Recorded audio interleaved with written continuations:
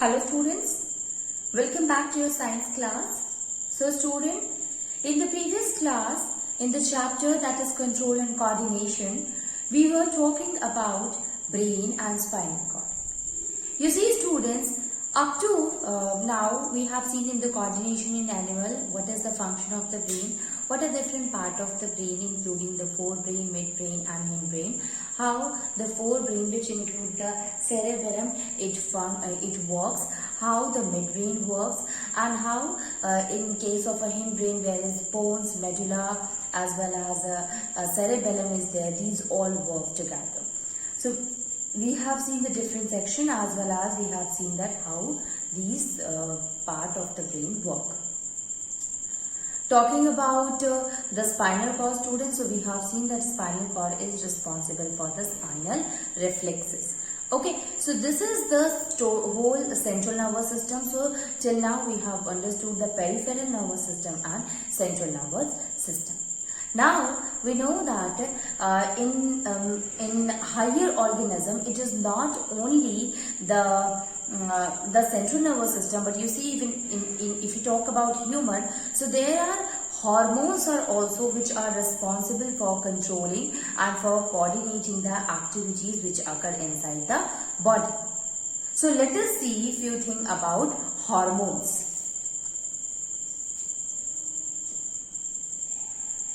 Hormones. So first of all we should understand hormones are what? These are released and actually these are secreted inside the body and these are released inside the body in a very small amount, but it is having a very big impact. Or these are, we can say these are what? These are some of the it is secreted by very specialized tissues in the body which help in coordinating the activities of the living organism as well as also responsible for the growth of the living organism. So on the basis of that we can say that hormones are what? That are, so we can define the hormones, that is hormones, these are some of the chemical substances. Okay, chemical substances. Hormones are the chemical substances which coordinates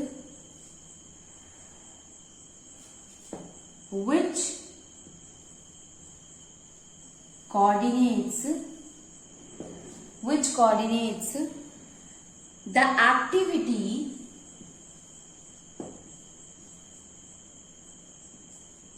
coordinate the activities of living organism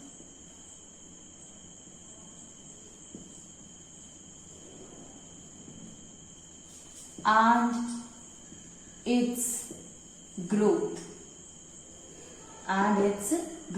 So we can say here that hormones are what? These are the chemical substances, and these chemical substances which basically help in the coordinating the activities which is going on inside the living organism, as well as it is also responsible for the growth of the organism. Okay, so they are having some of the characteristics, they are made inside the body and having some characteristics.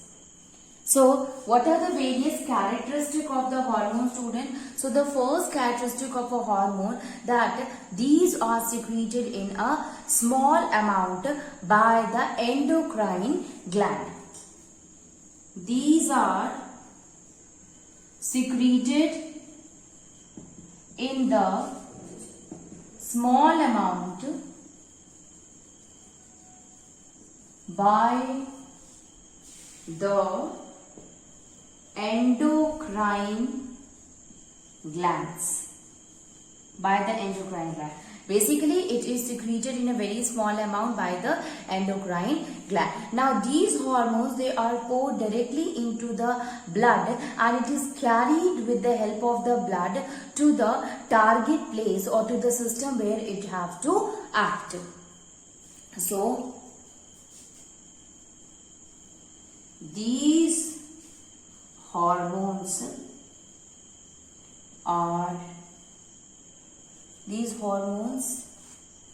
are poured or are directly poured into the blood, are directly poured into the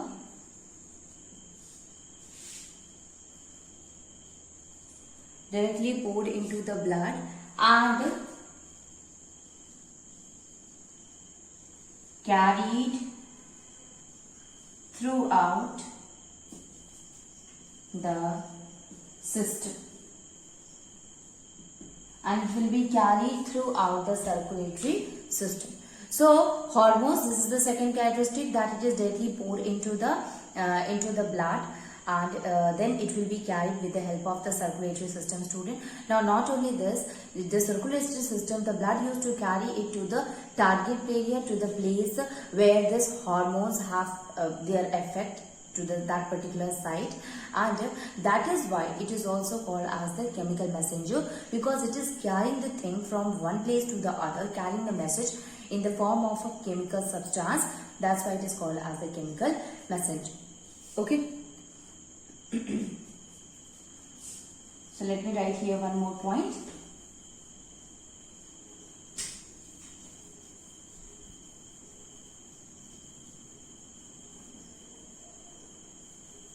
That is, these affects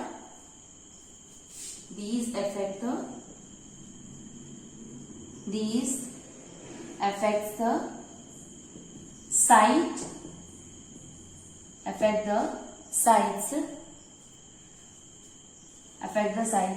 and reaches to the target place where it have to work. And the last but not the least, and that is, it helps in coordinating the activities as well as growth also. So this is what, these are some of the characteristic of the hormones, students. Now if we see the hormones, actually we said that in the second point that these hormones are released or is secreted by endocrine gland. So let us try to understand that what do we understand by the endocrine gland. Basically,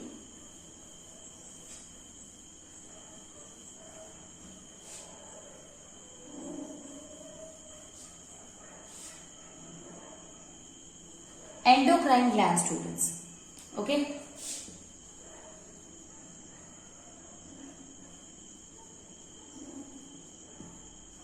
Endocrine gland. Endocrine gland is what? It is a gland.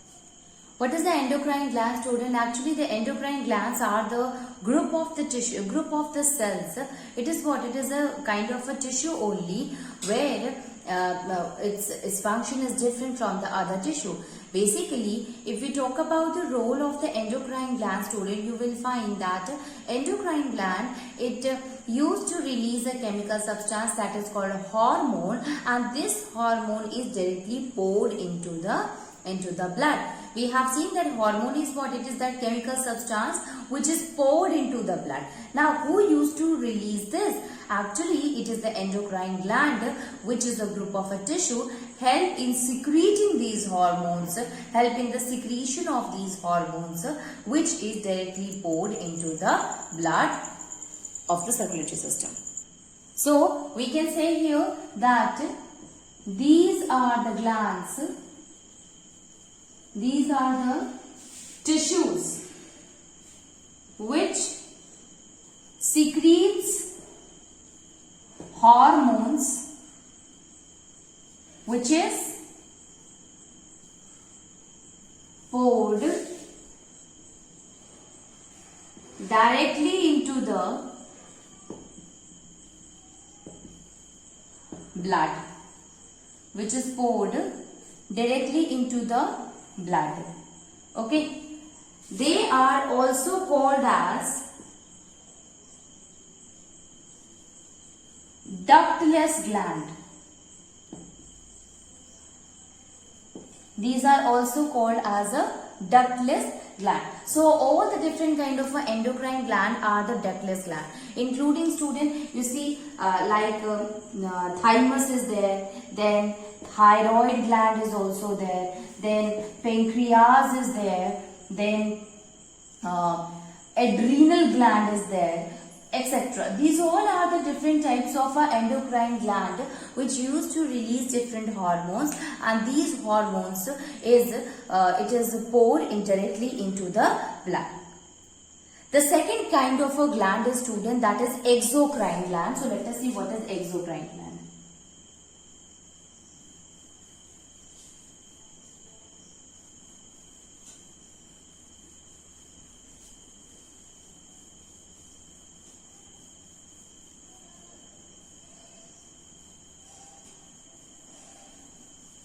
Exocrine gland.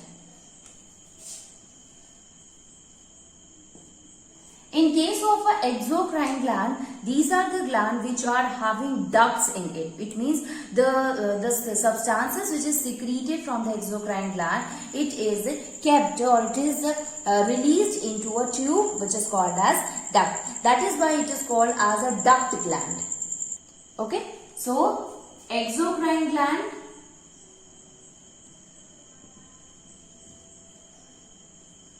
releases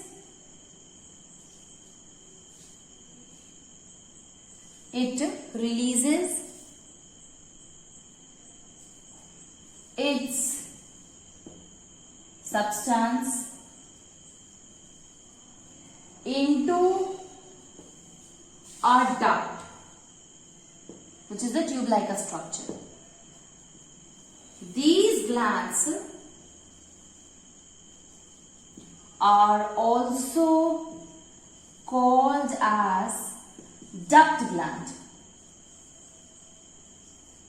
Also called as duct glands. Okay, what are the different types of exocrine glands are there, student? Like salivary duct. So saliva, it is released into the salivary duct. So actually the salivary duct is not, it will be salivary gland which used to release the saliva into the salivary duct. Okay, then you have heard about the pancreatic duct. So the pancreas is also a exocrine gland which used to release the substance into the duct. Then testis is there, students. Testis. Then ova or egg. These all are what? These all are exocrine gland which used to release its substance into a duct, and then it will be reaches to the target area. So we can say here that this is the exocrine, and earlier it was endocrine. Now there are some of the parts which behaves like both. It means it behaves like endocrine gland also as well as exocrine gland. So let us see that those who behaves those who we can say are both or a mixed type of a gland. So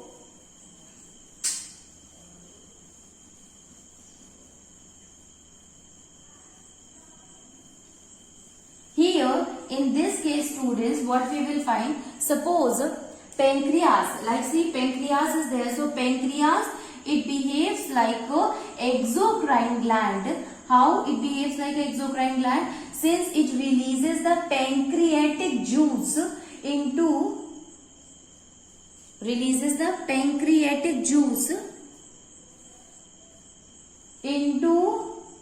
pancreatic duct. Pancreatic juice into pancreatic duct. And it also behaves like an endocrine gland since it helps in releasing the insulin. So it is there in to produce the pancreatic juice which is released into pancreatic duct, and it also releases the insulin which is released which is an endocrine. So insulin is directly poured into the blood, but the pancreatic juice is released into pancreatic duct. Okay. Then if we talk about the testis students, so in case of a testis, testosterone is there. Testosterone, it is what it is. First of all, it is what? It is an endocrine. Endocrine, making it an endo because it is directly poured into the blood. Then the exocrine, sperm, because it is released into the sperm duct. So it is exocrine. Then ova or eggs. Ova or egg. Here the estrogen and progesterone, both are released directly into the blood. That's why it is behaves like an endocrine. But ova itself into oviduct. So that is what? That is the exocrine gland. So it behaves like both endocrine as well as exocrine gland. So you can see here that there are some of the glands which shows the exocrine, which behaves like an exocrine as well as the endocrine gland, while there are glands which are totally different. It means they are either endocrine or exocrine. Now let us see the endocrine system also. Let us start with the endocrine system. So in case of endocrine system, so let us start with the endocrine gland.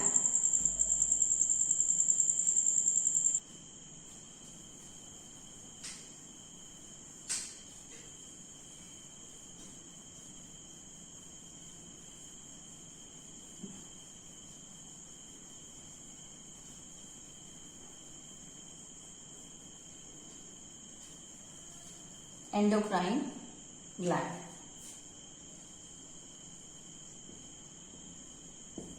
In case of an endocrine gland or endocrine system, if we talk about the endocrine system, a group of an endocrine gland, it will forms the endocrine system. Okay, now the endocrine system is also called as the hormonal system because we know that the endocrine, it is basically responsible for releasing the hormones. So if it is an endocrinal system, so it is what, where the different glands are there which used to release the hormones, and that is why the name we can also give is the hormonal system.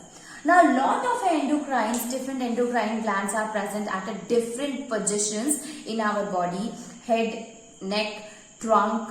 In head students, you will find it is hypothalamus and pituitary gland is there. Pineal is also there, but that is a vestigial organ. Then at neck portion, you will find the thyroid gland is present. That over the kidney, you will find adrenal gland is present. Then testis is also present.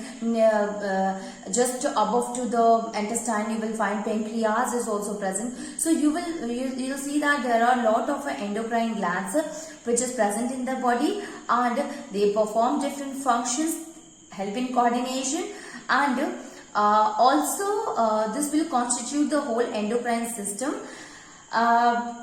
As well as students, they are present at the different parts of our body.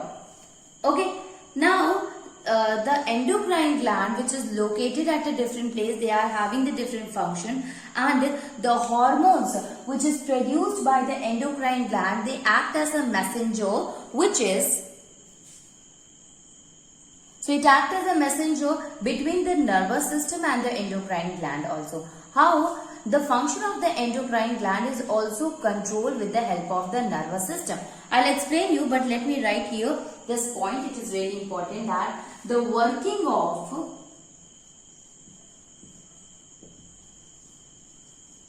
endocrine glands is controlled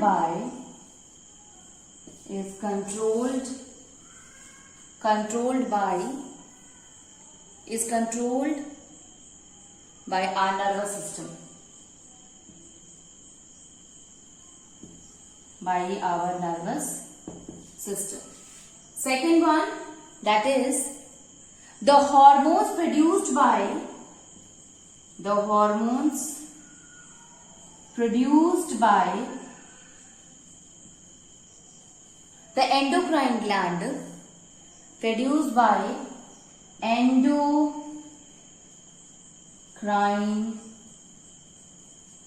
glands, act as messenger,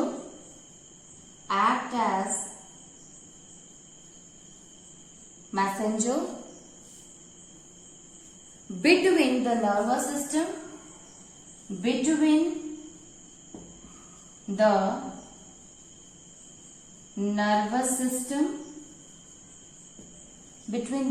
system, and the organ of our body, and the organs of our body.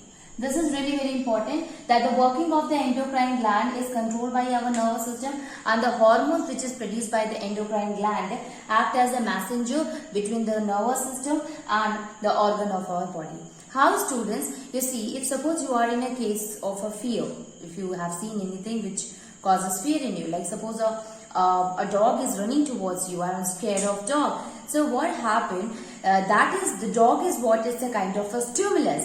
Now, when your photoreceptor, when it sees that a dog is coming, so it gives this information to the brain, to our nervous system, and the nervous system, it understood that this dog will going to bite the person. So the brain has given this information to the gland, to the endocrine gland, and this endocrine gland, it starts releasing endocrine gland, which gland here, student? Adrenal gland. So the adrenal gland becomes active, or we can say the brain stimulates the adrenal gland, and adrenal gland becomes active and start releasing the hormone, that is adrenaline.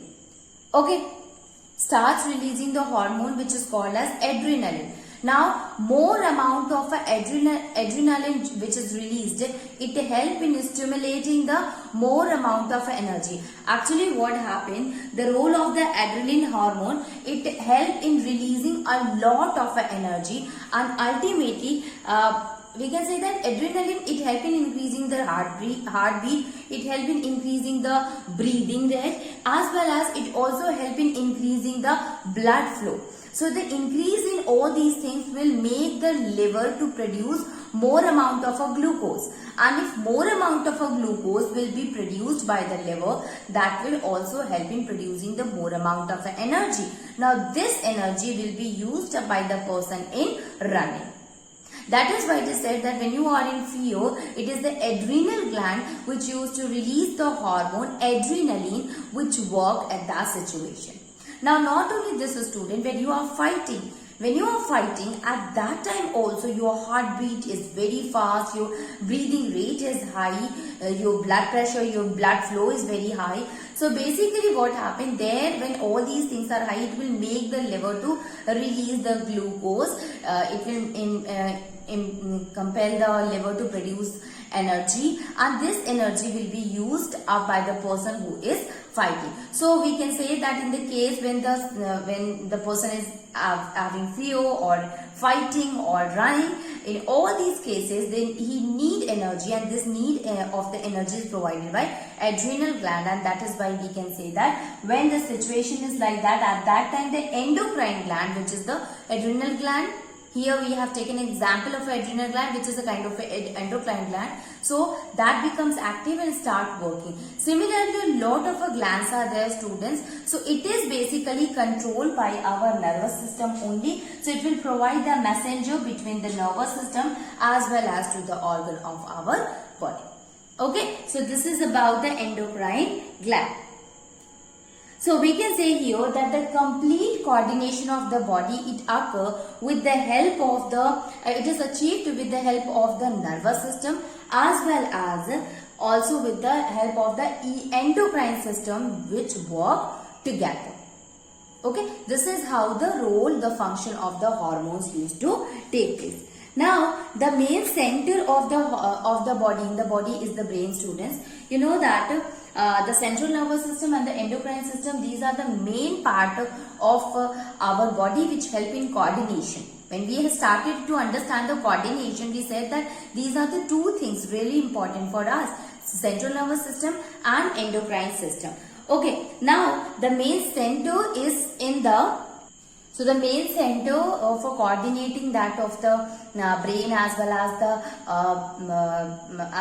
central nervous system or endocrine system is our with the help of our hypothalamus and pituitary gland. So hypothalamus used to receive all the information from the different part of the body, even through the brain also, and passes the not only the nervous system but also from the blood vessels which is passing through it, and taking this information and passing this information to the pituitary gland also. Now on the basis of the information which has been collected by the pituitary gland start releasing its own secretion, and directly or indirectly it will help in coordination, or it will help in coordinating the activities of a living organism. So we can say here that it is the endocrine gland it is the endocrine gland as well as it is the hypothalamus and the pituitary gland which used to take part in the coordination of the animal by releasing the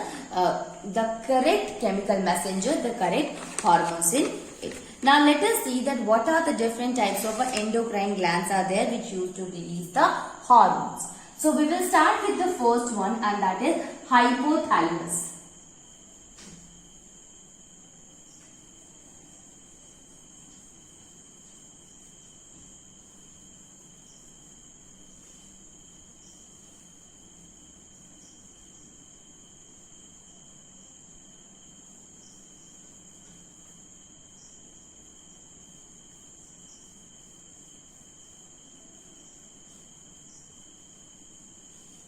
Hypothalamus.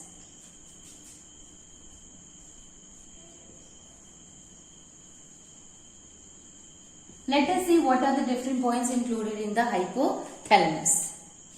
This hypothalamus gland, it is present in the brain, and its role to control the function of the secretion of the pituitary gland. Okay, so hypothalamus basically present in the brain and its role is to control the pituitary hormone. So the first point in the hypothalamus is, that is, this is a gland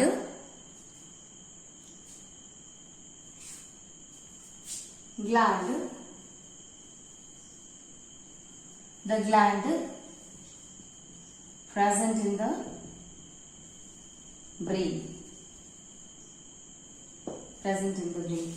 Second one, this secretes or hypothalamus, it produces releasing hormone and inhibitory hormone. Releasing hormones or pituitary hormone.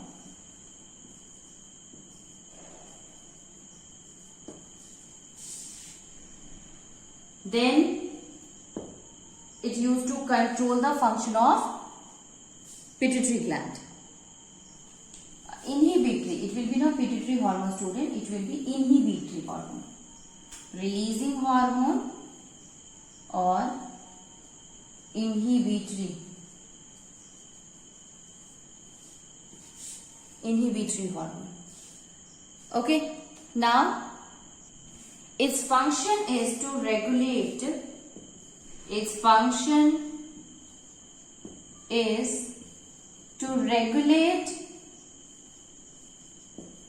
the secretion from pituitary gland.